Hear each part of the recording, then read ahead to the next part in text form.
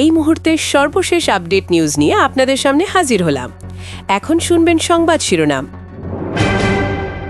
নির্বাচনে জয়ের পর বিএনপিতে ফেরাতে রুমিন ফারহানাকে ফুলের মালা দিয়ে বরণ করে নিলেন তারেক রহমান। যে শর্তে বিএনপিতে ফিরতে চান রুমিন ফারহানা। জনগণকে কনভিন্স করাই আমাদের ইলেকশন ইঞ্জিনিয়ারিং, জানালেন তারেক রহমান। আরও জানাবো তারেক রহমানকে মার্কিন পররাষ্ট্রমন্ত্রীর অভিনন্দন, নতুন সরকারের সঙ্গে কাজ করার আগ্রহ। আপনারা দেখছেন লাইভ নিউজ বাংলা। এতক্ষণ দেখছিলেন সংবাদ শিরোনাম, এখন দেখুন বিস্তারিত। ত্রয়োদশ জাতীয় সংসদ নির্বাচনে ব্রাহ্মণবাড়িয়া ২ আসন থেকে স্বতন্ত্র প্রার্থী হিসেবে জিতে ফের আলোচনায় এলেন ব্যারিস্টার রুমিন ফারহানা। তার এই জয়ের পরই বিএনপি তাকে দলে ফেরানোর উদ্যোগ নেয়। বিএনপির চেয়ারপারসন তারেক রহমান নিজ হাতে ফুলের মালা পরিয়ে তাকে স্বাগত জানান। পুরো ঘটনাটা দলের ভেতরের ঐক্য ফেরানোর একটা স্পষ্ট বার্তা হয়ে দাঁড়ায়। নির্বাচনের পরপরই নয়াপল্টনে দলের কেন্দ্রীয় কার্যালয়ে আয়োজিত সংবাদ সম্মেলনে বিএনপির যুগ্ম মহাসচিব রুহুল কবির রিজভী এসব ঘটনা তুলে ধরেন।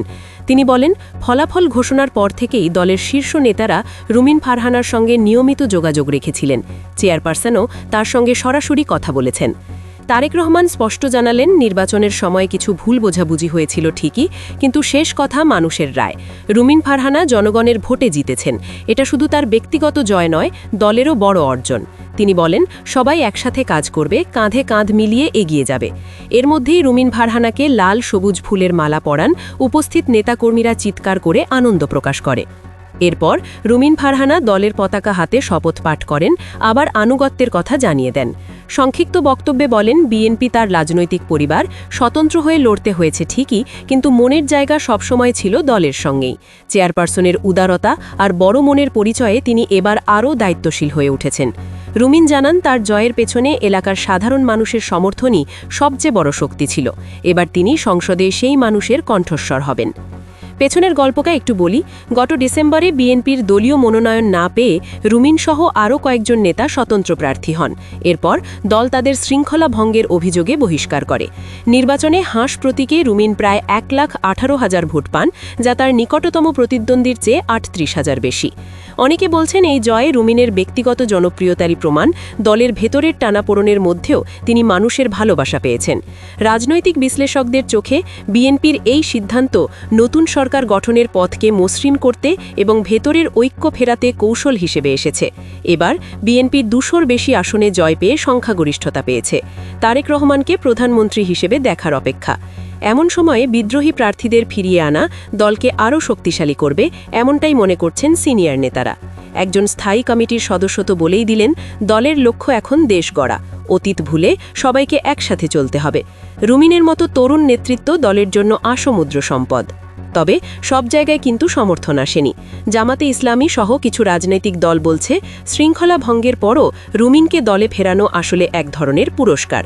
যদিও বিএনপি বলছে এটা কোনো পুরস্কার নয়, মানুষের রায়ের প্রতি সম্মান। এখন রুমিন ফারহানা আনুষ্ঠানিকভাবে বিএনপির সংসদীয় দলে যোগ দেবেন। দলের সূত্র বলছে, হয়তো তিনি হুইপ কিংবা গুরুত্বপূর্ণ কোনো কমিটির দায়িত্বও পেতে পারেন। এই পুনর্মিলন ভবিষ্যতে দলের রাজনীতিতে কী প্রভাব ফেলবে সেটা সময় বলবে। তবে আজকের এই অনুষ্ঠান অন্তত একটা কথাই বলছে, বাংলাদেশের নির্বাচন পরবর্তী রাজনীতিতে ক্ষমা, ঐক্য আর সমন্বয়ের বার্তা সামনে আসছে। শেষে নির্বাচনের পরদিন হাঁস প্রতীকে জয়ী রুমিন ফারহানা সংবাদ সম্মেলনে গেলেন। সেখানে দলে ফেরা নিয়ে প্রশ্ন করা হলে তিনি বলেছিলেন, দলে ফিরতে হলে তার সঙ্গে যেসব নেতাকর্মীকে বহিষ্কার করা হয়েছে তাদেরও ফিরিয়ে আনতে হবে। বিএনপির সাবেক আন্তর্জাতিক বিষয়ক সহ সম্পাদক, একাদশ সংসদের সংরক্ষিত আসনের এমপি ছিলেন রুমিন। এবার 30 ডিসেম্বর দল থেকে বহিষ্কৃত হন। এমনকি তার নির্বাচনী প্রচারণায় যুক্ত থাকার জন্য সরাইল উপজেলার 10 নেতাকেও বিএনপি বহিষ্কার করে। সবার প্রত্যাবর্তনের দাবি জানিয়ে রুমিন স্পষ্ট করে দেন, তিনি একা নয়, তার সঙ্গে থাকা সবার জন্যই দলে ফেরার দরজা খোলা হোক, এটাই চান। হাঁসকে ভোটের মার্কা হিসেবে কেন বেছে নিয়েছেন এই প্রশ্নে তিনি বললেন, ছোটবেলায় আমার অনেক হাঁস ছিল, মোরগও ছিল, কবুতরও ছিল। আম্মুর চাকরির কারণে আমরা বড় বড় বাসায় থাকতাম। পরে ছোট অ্যাপার্টমেন্টে চলে যাওয়ার পর আর হাঁস পালা হতো না। এখন এখানে এসে আবার হাঁস মুরগি নিয়ে থাকি, ওদের সঙ্গে সময় কাটে, পুরনো সেই অভ্যাসটা ফিরে পেয়েছি। এই জন্যই হাঁস আমার প্রতীকে এসেছে। রুমিন ফারহানা বলেন, আমার পথটা সহজ ছিল না, আমার কর্মীদের জন্য ছিল আরও কঠিন। আজ জিততে না পারলে হয়তো আমাকে আবার ঢাকায় ফিরে যেতে হতো, আমার পুরনো পেশায় ফিরতে হতো। আমার এত কর্মী বহিষ্কার হয়েছে, 17 বছর ধরে তারা এত কষ্ট করেছে, ঘুমায় নাই, কেউ অভিযোগ করেনি, সবাই খুশি। এই ভালোবাসার ঋণ আমি কিভাবে শোধ করব? তিনি অভিযোগ করলেন, বৃহস্পতিবার দুপুরের পরে নানা জায়গায় ভোট ছাপানোর চেষ্টা হয়েছে, ফলাফল আটকানোরও চেষ্টা চলেছে। ত্রয়োদশ জাতীয় সংসদ নির্বাচনে জয়ে বিএনপি চেয়ারম্যান তারেক রহমানকে অভিনন্দন জানিয়েছেন মার্কিন পররাষ্ট্রমন্ত্রী মার্কিও রবিও। ওয়াশিংটন নতুন সরকারের সঙ্গে কাজ করার আগ্রহ দেখিয়েছে। সামাজিক যোগাযোগ মাধ্যমে এক বার্তায় মার্কিও রবিও বলেন, বিএনপি, তারেক রহমান এবং বাংলাদেশের জনগণকে অভিনন্দন। আঞ্চলিক নিরাপত্তা আর সমৃদ্ধি এগিয়ে নিতে যুক্তরাষ্ট্র নতুন সরকারের সঙ্গে কাজ করতে চায়। অভিনন্দন বার্তায় তিনি বললেন, নবনির্বাচিত সরকারের সঙ্গে দ্বিপাক্ষিক সম্পর্ক জোরদার করার এবং আঞ্চলিক লক্ষ্যগুলো এগিয়ে নেওয়ার ব্যাপারে যুক্তরাষ্ট্র প্রতিশ্রুতবদ্ধ। বৃহস্পতিবারের নির্বাচনে বিএনপি নিরঙ্কুশ সংখ্যাগরিষ্ঠতা পেয়েছে। 300 আসনের মধ্যে 299টিতে ভোট হয়েছে, 297টির ফল ঘোষণা করেছে ইসি। পরে তা গেজেট আকারে প্রকাশ হয়েছে। আদালতের নির্দেশে 2টি আসনের ফল ঘোষণা হয়নি, আর একটিতে প্রার্থী মারা যাওয়ায় নির্বাচন স্থগিত। 297টি আসনের মধ্যে বিএনপি 209টিতে জিতেছে। স্থগিত থাকা 2 আসনেও তাদের প্রার্থীরা এগিয়ে আছেন। শরিকরা পেয়েছেন 3টি আসন। জামাতে ইসলামী পেয়েছে 68টি, জামাত নেতৃত্বাধীন 11 দলীয় ঐক্যের অন্যরা পেয়েছেন 9টি, ইসলামী আন্দোলন বাংলাদেশ পেয়েছে 1টি, আর স্বতন্ত্র প্রার্থীরা জিতেছেন 7টি। নির্বাচনী প্রচারের সময় জনগণের দুয়ারে গিয়ে তাদের বুঝিয়ে আসাটাই বিএনপির ইলেকশন ইঞ্জিনিয়ারিং, বললেন চেয়ারম্যান তারেক রহমান।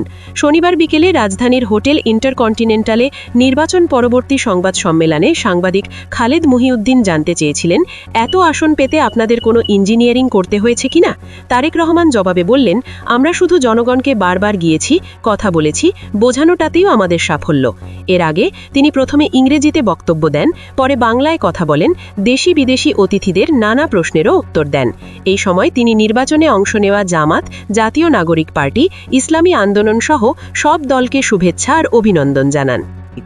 নাসির উদ্দিন পাটোয়ারি, এই নামটাই একটু আলাদা। ভয়ভীতি ওর অভিধানে নেই বললেই চলে। অনেকটা শরীফ উসমান হাদির মতোই ভাবুন। গত কিছুদিনে ওর একটা ফেসবুক স্ট্যাটাস ঝড় তুলেছে অনলাইনে। লিখেছে, অভিনন্দন ইঞ্জিনিয়ার তারেক রহমান, জাতীয় ইলেকশন ইঞ্জিনিয়ারিংয়ের 13তম ব্যাচে আপনার তথাকথিত সাফল্য উপলক্ষে শুভেচ্ছা। খোঁচাটা গোঝাই যাচ্ছে। নাসির উদ্দিন 11 দলীয় জোটের তরুণ প্রার্থী, সরাসরি ব্যঙ্গ করে লিখেছে এই কথাগুলো। নির্বাচনে হারার পরেও ওর রসিক আর প্রতিবাদী বক্তব্যগুলো রাজনীতির মাঠে আলোচনার খোরাক হয়েছে। সাধারণত ভোটে হেরে গেলে সংসদের দরজা বন্ধ হয়ে যায়, কিন্তু এবার খেলাটা বদলে গেছে। অন্তর্বর্তী সরকার মোহাম্মদ ইউনুস এমন একটা ব্যবস্থা এনেছেন, তাতে বিএনপি এখন পুরোপুরি কোণঠাসা। মোহাম্মদ ইউনুসের নতুন এই কাঠামোতে সরাসরি ভোটে পরাজিত হলেও দলীয় ভোটের অনুপাত অনুযায়ী সংসদে ঢোকার একটা রাস্তা খোলা হয়েছে। তাই সবাই এখন আলোচনা করছে, ব্যালেটে হারলেও আলোচিত নেতারা কিভাবে আবার সংসদে ফিরছেন। এটা কোনো ম্যাজিক না, বরং বাংলাদেশের ভবিষ্যৎ সংসদীয় ব্যবস্থার এক বড় পরিবর্তনের ইঙ্গিত। ঢাকা 8 আসনে মাত্র 3-4 হাজার ভোটে হেরেছে এই ছেলেটা, যাকে অনেকে জুলাই বিপ্লবের অগ্নিকণ্ঠ বলে ডাকে। সামান্য দেখলে মনে হতে পারে এখানেই গল্পটা শেষ, কিন্তু না, আসল চমকটা তো। সবার আগে সর্বশেষ আপডেট নিউজ দেখতে সাবস্ক্রাইব করে আমাদের চ্যানেলের সাথেই থাকুন। আমাদের নিউজ ভালো লাগলে লাইক, কমেন্টস ও শেয়ার করুন। ধন্যবাদ সকলকে।